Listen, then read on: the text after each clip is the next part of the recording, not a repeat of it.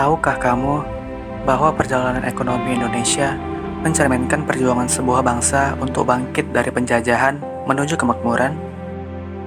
Indonesia adalah sebuah negeri yang dianugerahi dengan kekayaan alam berlimpah dan budaya yang kaya.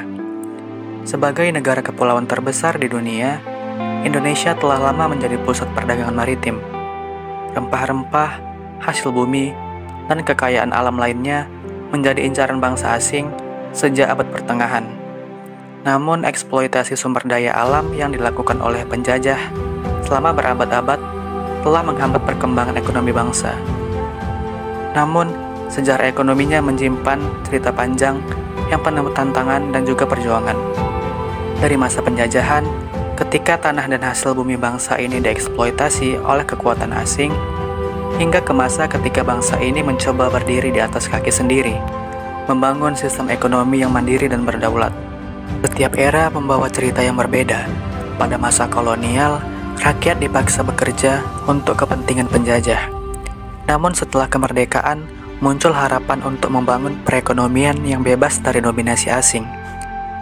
Namun sayangnya perjalanan itu tidak mudah. Krisis politik, perubahan kebijakan, dan tantangan global terus menjadi ujian bagi perekonomian bangsa. Bagaimana sebuah bangsa yang dulunya bergantung pada hasil bumi dapat berkembang menjadi salah satu ekonomi terbesar di Asia Tenggara?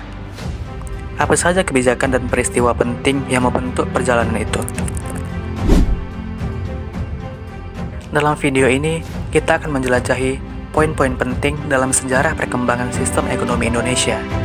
Kita akan melihat bagaimana sistem ekonomi terus berkembang, mulai dari masa kolonial, era kemerdekaan, masa Orde Baru, hingga era digital saat ini. Semua ini menjadi cerminan perjalanan bangsa untuk mencapai kemakmuran dan kedaulatan ekonomi yang sejati. Perjalanan sistem ekonomi Indonesia bermula di era kolonial. Saat itu, Nusantara menjadi incaran bangsa-bangsa Eropa, seperti Belanda, yang melihat kekayaan alamnya sebagai sumber keuntungan yang besar. Melalui kebijakan seperti tanam paksa, petani Indonesia diwajibkan menanam tanaman ekspor seperti kopi, tebu, dan rempah-rempah. Hasil panen ini diekspor ke Eropa untuk memperkaya Belanda, sementara rakyat kita hanya mendapatkan sedikit, bahkan seringkali tidak cukup untuk bertahan hidup. Tidak hanya itu, pajak tinggi dan kerja paksa menambah beban rakyat.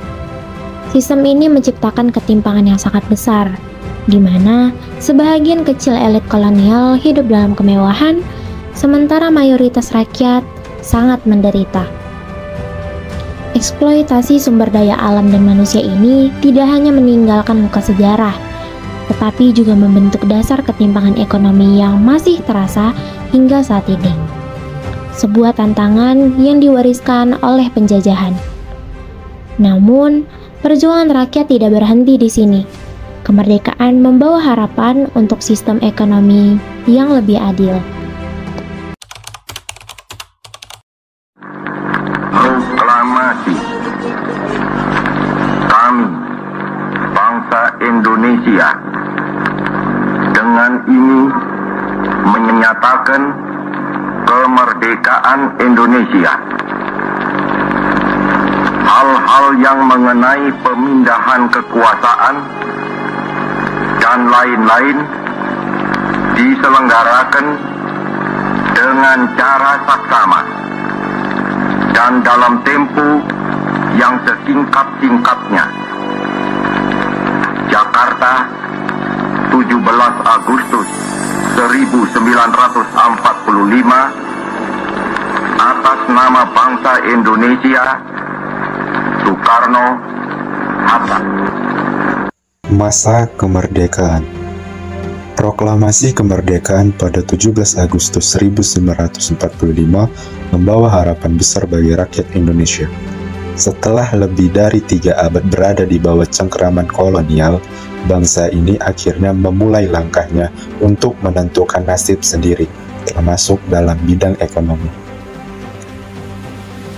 Lalu, pada masa awal kemerdekaan, pemerintah Indonesia berfokus pada membangun ekonomi yang mandiri. aset-aset penting seperti perkebunan, kereta api, dan perusahaan lainnya yang sebelumnya dimiliki oleh Belanda, mulai dinasionalisasi. Lalu, Pasal 33 Undang-Undang Dasar 1945 menjadi pedoman utama, menegaskan bahwa perekonomian harus berdasar pada asas kekeluargaan dan berorientasi pada kesejahteraan rakyat. Ini mencerminkan cita-cita bangsa untuk menciptakan sistem ekonomi yang adil dan merata. Keempat, namun cita-cita ini tidak mudah dicapai. Blokade ekonomi oleh Belanda, konflik internal, dan kurangnya pengalaman memimpin ekonomi modern menjadi tantangan besar bagi bangsa muda ini. Hiperinflasi melanda dan banyak rakyat yang masih hidup dalam kemiskinan. Lalu yang terakhir, meski begitu, semangat berdikari berdiri di atas kaki sendiri yang dicanangkan oleh Presiden Soekarno menjadi api yang terus membakar perjuangan ekonomi Indonesia di masa-masa sulit. Namun, jalan menuju kemakmuran tetap panjang. Era berikutnya membawa tantangan baru bagi ekonomi Indonesia. Memasuki era Orde Lama, Presiden Soekarno memiliki visi besar untuk membangun Indonesia sebagai bangsa yang mandiri dan berdaulat di kancah global.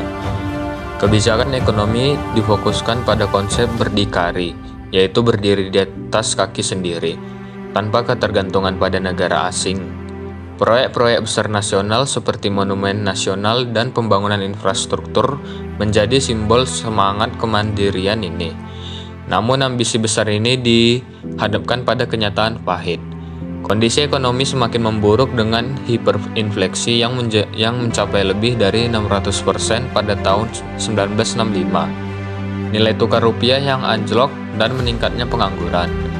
Selain itu, politik yang tidak stabil ditambah dengan berbagai kebijakan ekonomi yang tidak terencana dengan baik memperburuk kondisi masyarakat. Ketegangan sosial pun meningkat. Krisis ekonomi ini berpuncak pada pergolakan politik besar yang mengakhiri era Orde Lama pada tahun 1966. Meski meninggalkan banyak tantangan, era ini menjadi tonggak penting dalam sejarah perjuangan Indonesia untuk mencapai kemandirian ekonomi.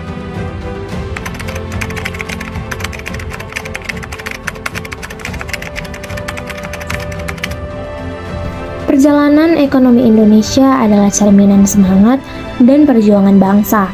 Dari era kolonial hingga era digital, bangsa ini telah melalui banyak sekali tantangan untuk mencapai kemakmuran. Hari ini, kita memiliki peluang besar untuk menciptakan ekonomi yang lebih inklusif, berkelanjutan, dan berbasis teknologi.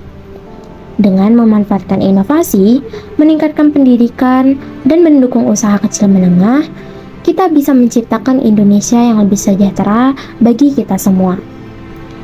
Masa depan ada di tangan kita. Mari bersama-sama, dari kota hingga desa, membangun negeri ini. Dengan semangat gotong royong dan visi misi yang jelas, kita bisa menjadikan Indonesia sebagai negara yang dihormati dunia. Bersama, kita bisa mewujudkan Indonesia yang lebih kuat, inovatif, dan berkelanjutan. Masa depan dimulai dari sekarang.